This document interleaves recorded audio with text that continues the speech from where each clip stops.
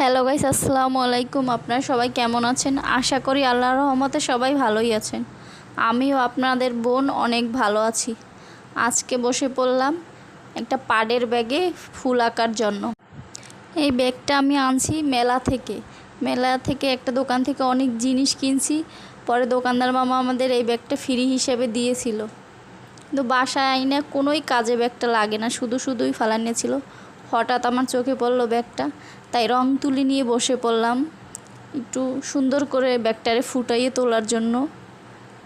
তো ওই পাশে শাড়িটা করতেছিলাম, ওটা শুকাইতে দিছি, কারণ না শুকাইলে পরবর্তী কাজ শুরু করতে পারবো না। এক সাইড শুকানোর পর আর এক সাইড করতে হয়। তো হাতে অনেক সময় ছিল, তাই ব্যাগটা নিয়ে বসে পড়লাম।